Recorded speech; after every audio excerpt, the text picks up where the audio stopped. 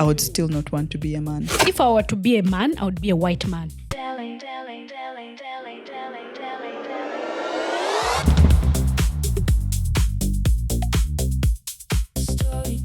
Hi everybody. Hi, everybody. Welcome. Welcome. This is Short Sugar.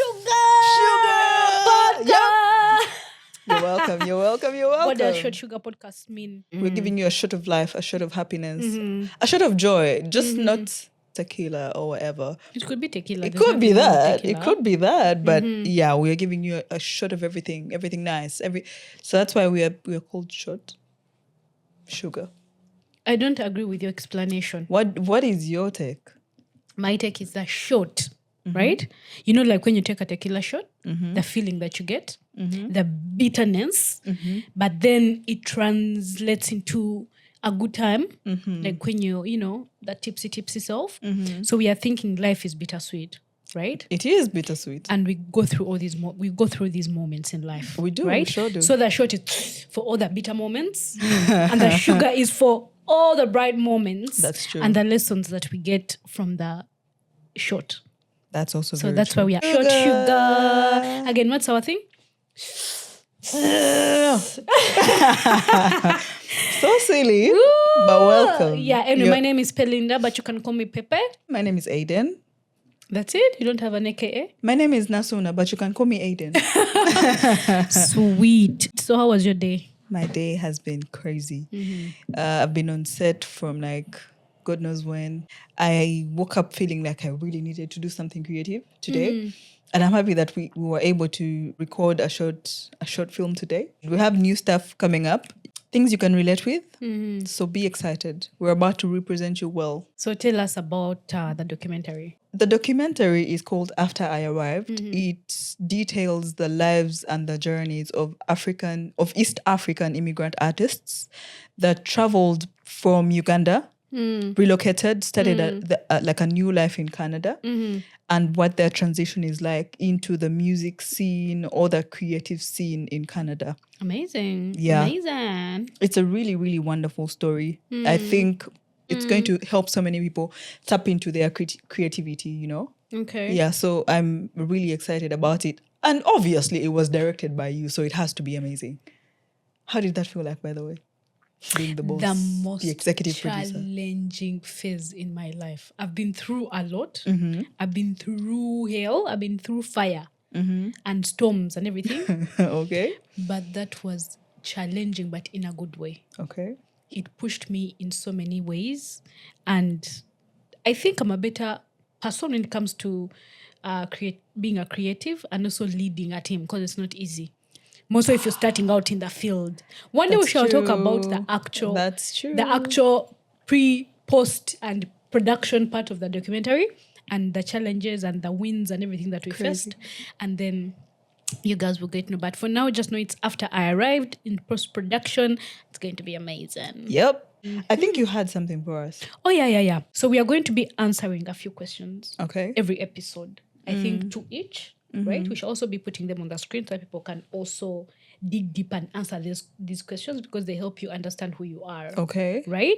So the book, where we are getting the questions, is called The Book of Questions by Gregory Stock. Okay. So you can search it, right? So this is a short introduction. It says, this is not a book of trivia questions, so do not bother to look here for the name of either Tonto's horse or the short stop for the 1923 Yankees. These are questions of a different sort, questions about you. Okay. They're about your values, your beliefs, and your life. Love, money, sex, integrity, generosity, pride, and death are all here.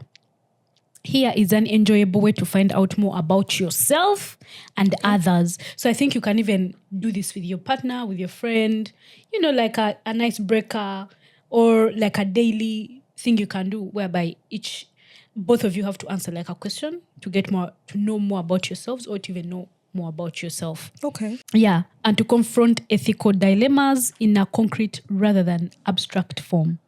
To respond to these questions, you will need to examine and interpret your past, project yourself into hypothetical situations, face difficult dilemmas, and make painful choices. Okay. So I think this is good, and we are going to show you how it's done, right? Okay. So I'll choose one question, and then you also choose one question, Okay. and then we answer them. You're Let's do going it. first. Wow. No, you started this, so you go first. Okay. So if I choose a question, I'll answer it, then you also answer it. Okay, Then cool. you choose, you answer, then I answer. Okay. This is what I've chosen. Number 2. Okay. It's do you believe in ghosts or evil spirits? Okay. Would you be willing to spend a night alone in a remote house that is supposedly haunted? Okay. What's your answer? Yes, I do believe. You believe that you're too African. No, coming from Uganda. Okay. And I've actually witnessed these things.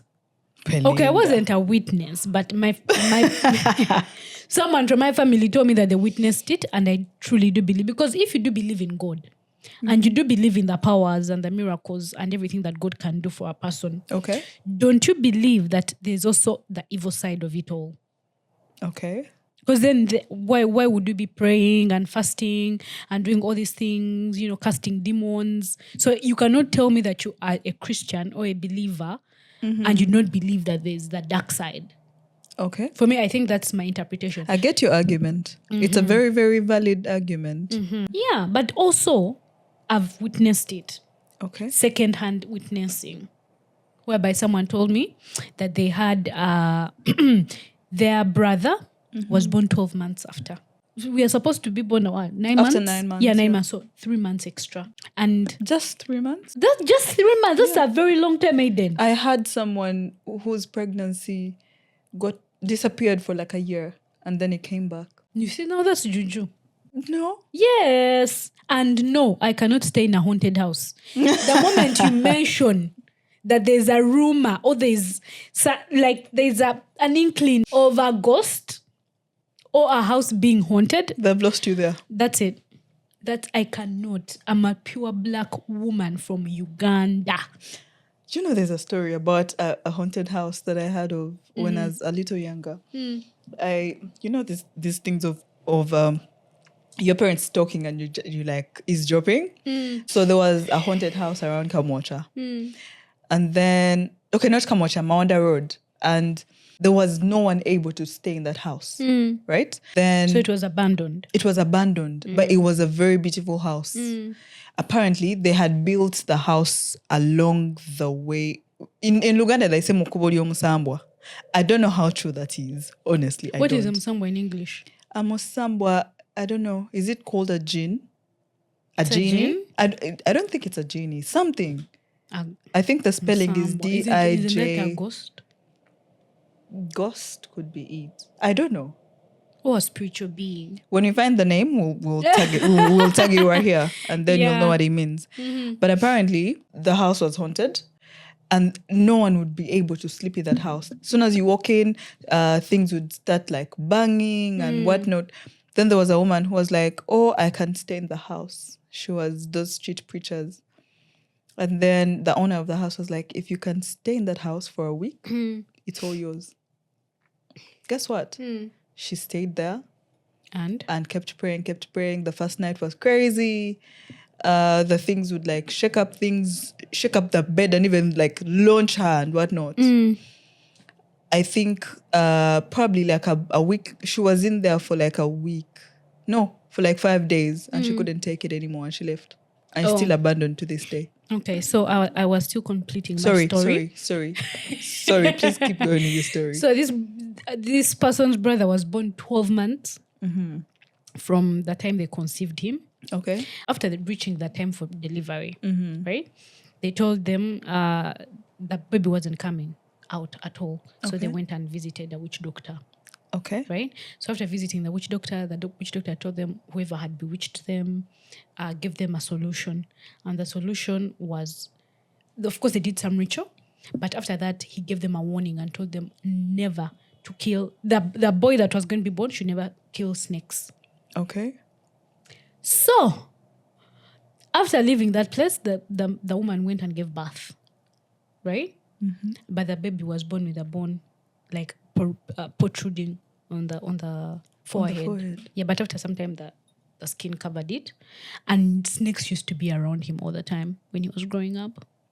That's absolutely crazy. Yeah. So when they went back to that same spot to say thank you, blah, blah, blah, blah, the person had never existed. No. I swear. I don't know if this was just, someone was just so creative to think about something, the imagination, you know how our brains can imagine things. But the person that told me, I trust them. So yes, If they lied, do. you're down for their lie. I do believe that they exist. Okay. Yeah. At least the people that know me know I cannot live in a haunted house. There's a few things that I'm afraid of that normal people would not really be afraid of. That I know. So haunted house? No. Even just a rumor. Even like if someone came to our house and said, "Oh, I saw something get in there," miss me with all that. I'm not coming in. If it's a friend that's telling me this, I would think it's a prank. If it's someone I do not know, or like maybe a concierge or something, You would believe them. I'd be like, no. So that means you do believe that ghosts do exist in spirit. Yeah, I do believe they exist. Do I believe in them? No. But I know that there's things that are greater than just us. And also I think human beings are the smallest level of beings, if you know what I mean. I hope you guys are also answering these questions. Okay, as you're doing that, please subscribe, like, and comment, and also share. Yes. Yeah, and you can also give us your answers in the comments so that we see what you guys are. Okay? Okay, my question is, which sex do you think has it easier in our culture? And have you ever wished you are of the opposite sex? One more time. Which sex do you think has it easier in our culture? Have you ever wished you are of the opposite sex? My honest answer is no. I've never wished I was of the opposite sex. You know one thing I've noticed about you? No. You answer the questions backwards. Yeah. That's how my brain works. Because which sex has it easier, I think would be the first thing you answer. And then, do you wish, even the previous question you answered, no, I fear haunted houses before coming to that. I know. So, madam, tell us. I don't know. I'm dyslexic. I don't know. I'm playing. No, you're not. You're not I'm dyslexic. playing. I'm not.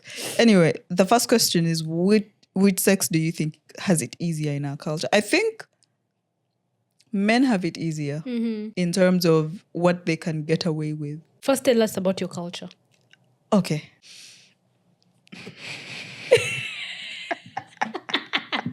What's happening?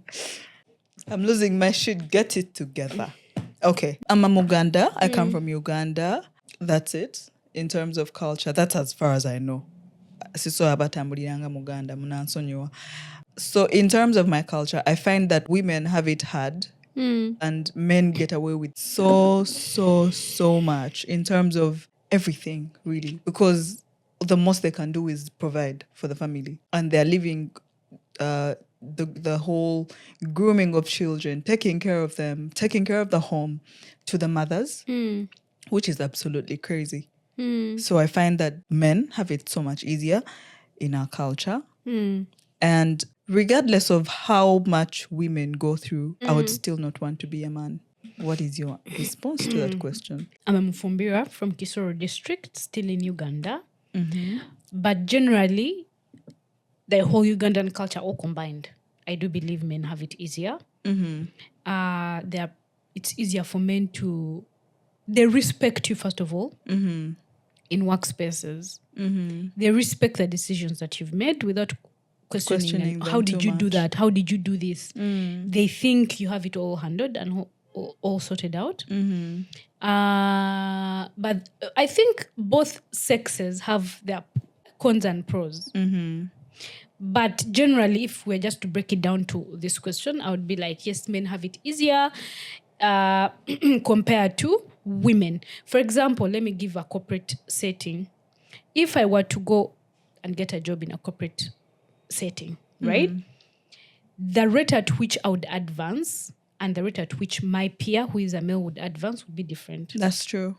And if, by God's grace, I do advance faster, then I must have slept with someone. That's true. They always discredit our, like, what you've done, achievements, and they always question. For example, before I left Uganda, I used to stay alone, right? Okay. Because I left home after university. And everyone was like, there's no way you're paying for your rent. You have someone, you have a sugar daddy that is taking care That's of you. crazy. So you can see how they don't think women can do things for themselves. Even now, you can see it on TikTok, or if you follow Ugandan TikTok or anything. Once a woman does something, a man must have They feel like a supported. man is behind something. Yeah, a woman's success. Yeah. For some reason. Even some creative agencies, before I left, I'd worked with some creative agencies whereby if you start speaking, no one pays attention Really? most of the times. Like your ideas, I think they're like their last resort. When a man speaks, of course,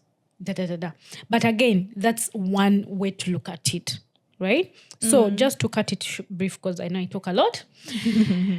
Men have it easy. And no, I wouldn't want to be a man. If I were to be a man, I would be a white man. From what I've seen and witnessed. You know, when I was still in Uganda, when I was still in Uganda, I really wanted to date a white man. Oh, you did? It was like my dream. I'd even joined different dating apps.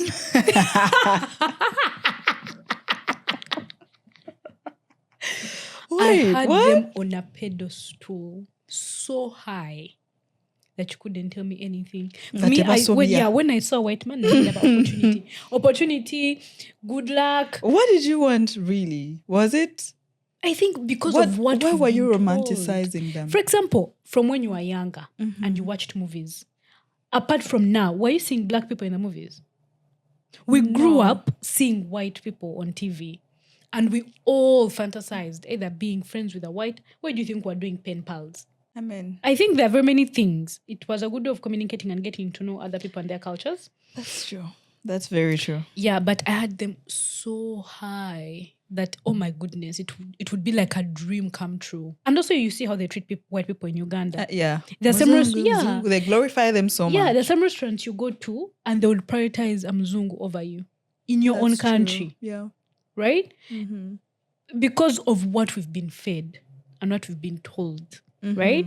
So when I come to Canada and face whatever I've faced, racism, segregation, discrimination, in small, tiny... oceans. Yeah, just tiny, small drops. They don't show you. In Canada, they're very good at, Yeah, they mask well. Not all, but some. But if I was put on a shooting... If you're at gunpoint. And they're like, choose. Because I know a lot of privilege comes with it. And I think that's not about to change in the next years unless we as black people collectively come together. That's true. Yeah, that's true. Yeah. No, I wouldn't want to be a man. No, I wouldn't want to be a white man. I would want to be a black, beautiful woman because there are also privileges with that. But anyway, that's so true. By the way, there's so much privilege that comes with being a black woman. There is. Like, all these things aside, there's so many opportunities for black women. And I wish so many people knew about these opportunities. Why? Are there opportunities because they are talented, they are skilled, so they're educated, or is it because they are considered a minority or oppressed race? So I think this outcry that we've always had of, oh my God, they're treating us this type of way, they're treating us this type of way, slid us into a minority group. And being a minority is a bad thing, but you can leverage it to make it work for you as a person. Yeah. So there's ways you can actually make it work. In terms of the kind of work that you do, there's so many opportunities for them in the arts. There's so many, Do you know that statistics in Canada show that the biggest number of people that are educated are black women? We are very educated. We take our lives very seriously. Yeah. But I think the problem comes in when we don't believe in ourselves enough.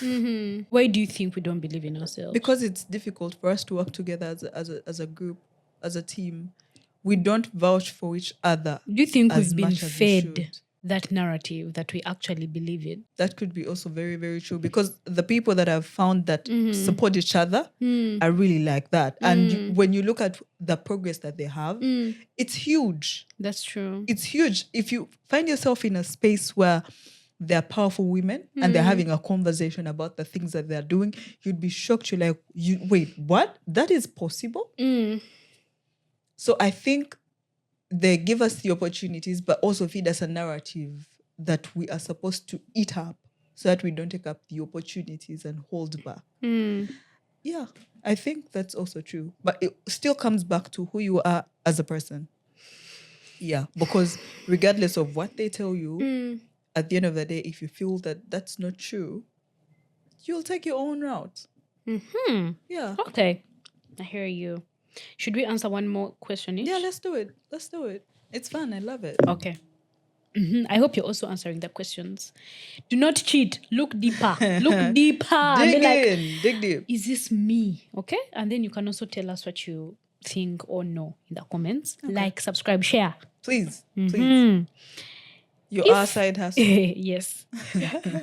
If you were to die this evening with no opportunity to communicate with anyone, what would you most regret not having told someone? Why haven't you told them yet? Genuinely speaking, while looking in, I don't think I'd regret, because the people that I love know I love them deeply. The people that I care about know I care about them.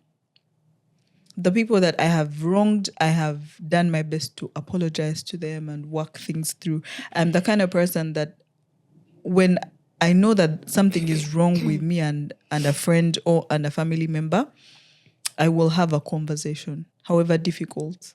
I will try to have it then and there so that I resolve the conflict. So if I died today, no regrets when it comes to communication. No regrets in terms of communication. Because I think not too long ago today, I was telling my best friend a few things about the things that we struggle with as friends. And right now, my heart is like really, really light in terms of that, because I shared what I needed to share. Lucky you. May I have What like a about long you? list? Oh, Because I've always struggled with confrontation. confrontation. Because I feel like if I'm to communicate some things that I should have communicated, it would come off, it would be confronting. Because for you, you're saying love you, right? For me, I have a mixture of love you or miss you. Love, hate, miss, detest. Detest. Or yes, Resent. you really did me bad. Because how I was raised, again, I was raised in a single father household. Okay. And African men or East African men or Ugandan men, to be more specific. Yeah. They're not so good with communicating feelings. Okay. So when my dad was mad at us, silent treatment. That must have hurt. Silent treatment.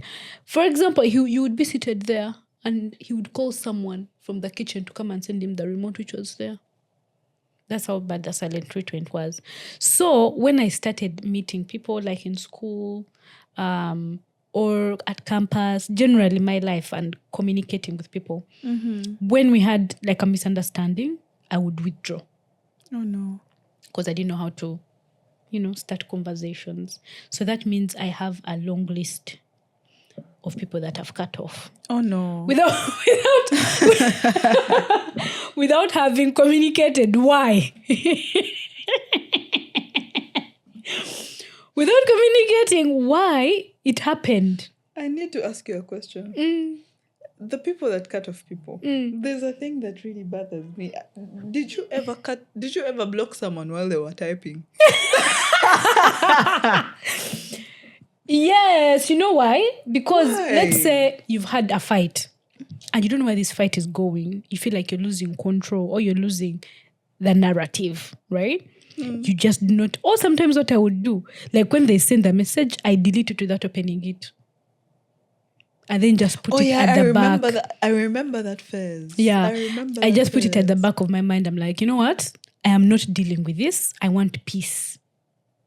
So for me in my life, I think the biggest percentage of my life, I was running away from confrontation, from talking about situations. And I think that's why I've never had a long-term relationship. Because these are things. What do you mean long-term relationship? I think my longest relationship was 1 month. No. Yes, my entire life. I swear. 1 month. 1 month. Like 1, 2, 3, 30 days. Yes. Yes. And I'm not ashamed to say it because I know I'm not alone. If I'm alone, then crucify me. No. Yes. And it was all poor communication, not knowing how to face challenging But there's that conversations. relationship where it was on and off. How long was that for? For 2 years. But it was on and off and it was never defined. But I mean like a defined relationship. You're dating, you're committed, you're public about the relationship. 1 month. That's absolutely crazy. Yeah. Because of not knowing how to communicate. So this list of mine is long. Because there are people that I would like to tell, I love you, I appreciated you, I adored you and did all that. The list is there. I never got a chance to tell them because I found those conversations very uncomfortable. Difficult. Yeah. Because I thought I was hard girl. I'm not emotional. What are you talking about? You will know from my actions. If you don't see it, then that's okay.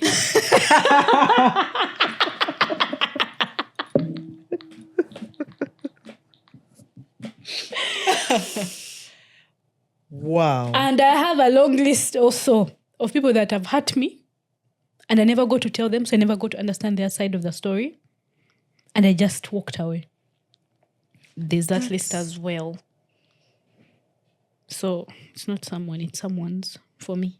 And I think now that I've actually read this question, I'm going to, the ones that I can still get in touch with, I'll do that. You should. Yeah. Because at the end of the day, those things make your heart heavy. And sometimes may affect how you relate with people that would probably be very good to you. Yeah, that's true. Yeah, so that's true. have the conversation. There's nothing you can lose. The worst they can do the worst they can do is blow it out of proportion. Yeah. To which it's also, you can be like, okay, me, I said my part. And your heart is free. You said your bit. That's true. I mean, we are adults, they can't beat us anymore. Right? Even if it's your parents, you can tell them off. Daddy, you did this. It wasn't cool, but I forgive you. Anyway, this goes to show that you guys, if your parents out there, and maybe you're a single parent, try your best to communicate feelings with your children. Yes. When something goes wrong, please try to talk to them so that you understand both sides of the story. Silent treatment is not good. That's true. I wouldn't advise it because it has effects even in adulthood. It That's bleeds very true. into the child's adulthood and affects relationships. Yeah. So please, if you're doing silent treatment, find ways, go for therapy. Yeah. And make it happen. Again, subscribe, like, share. You know what to do. Yeah. Turn on the notification bell. Parents, the way you react or the way you deal with conflict is very, very important for the children to see. The way you communicate with them is very important. These kids might look young right now, but I promise you right now, the things that they see affect them more than you think. Yeah. Because sometimes I think back on the words that people used to tell me when I was young. And sometimes they come back to haunt me. And I'm thinking, why am I doing this? And sometimes it's something they told me when I was like 5. Man, it stays with you. It does stay with you. It does stay with you. So do better. You, the aunties, the uncles, don't fat shame kids. Come on. Who does that Who- in this day and grow age? up. Who does that? If you don't like a part of your body, don't make someone else not like theirs. Like, Yeah. don't body shame kids. Don't Don't do not. fat shame kids. Don't eat shame kids. Let them eat. Let them eat. Let them play. They are children. Yeah. Anyway, I'm going to ask this one regardless. Would you accept $1 million?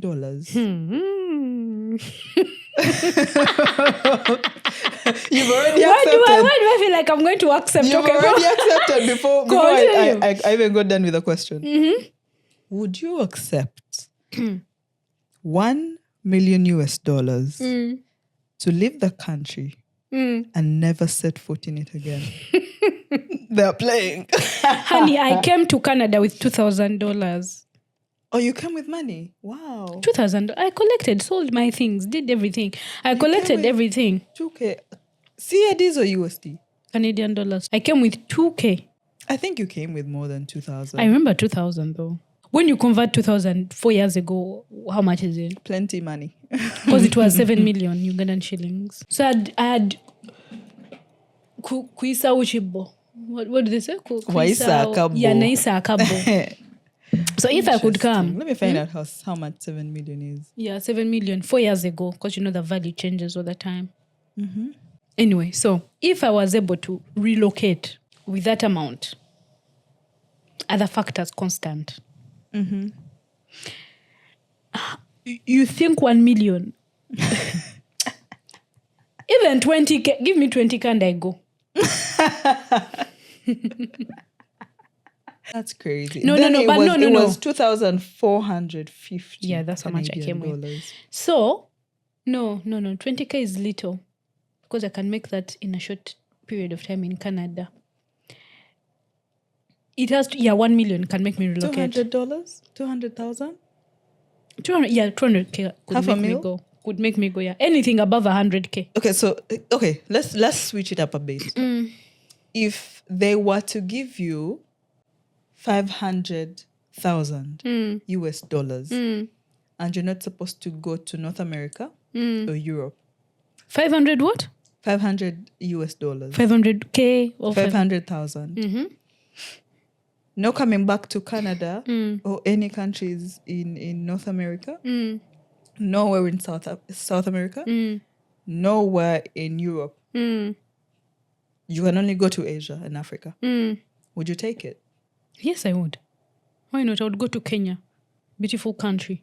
The economic structure is good. Okay. They have very good, the weather is beautiful. The people are wonderful. Though you have to be a bit smart, street smart, because Kenyans are not easy. I would go to Rwanda. It's clean. It's quiet. It's growing way faster than Uganda. Right? I would go to South Africa. Those South Africans hate us. I don't know why South Africans, why they dislike Ugandans. What did we do? I do not know. But also, when it comes to the record of what Ugandans do in South Africa, it makes sense why they hate us. What do Ugandans do in South Africa? Are we sure we want to have that conversation? Anyway, so there are very many beautiful countries. Namibia, beautiful. But I don't think 500K is just enough money to make you do that. If it were pounds, 500K US dollars. Yes. Are you okay? Convert it to Kenyan shillings and we see, because it was the first country I mentioned. 500K US dollars. No taxes deducted.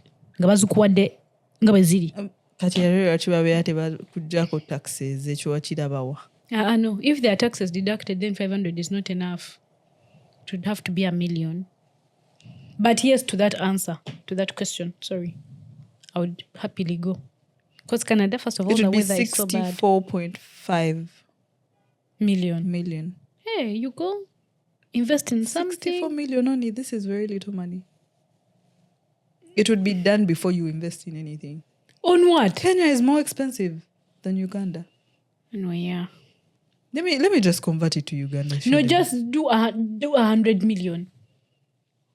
Did they say You'd 1 million? ask them to round off. In Uganda, it would be 1.8 billion. No, then it would have to be 1 million, not less than 1 million. Yeah. Yeah, yes, I would Makes go. sense. You? For 1 million, yes, I would go. Nothing less. Nothing less. Nothing less. No. Anything short of that, Yeah? not going anywhere. Where would you go? I think I'm not opposed to Rwanda. To Kenya. But Rwanda is boring, right? Yeah, Rwanda is boring. Kenya are Kenyan brothers I think and so. sisters. Kenya, I would go to Kenya as well. Yeah, Kenya would be fun. It's not far from Uganda, so I would see my family whenever, which is cool. So, yeah, Kenya it would be.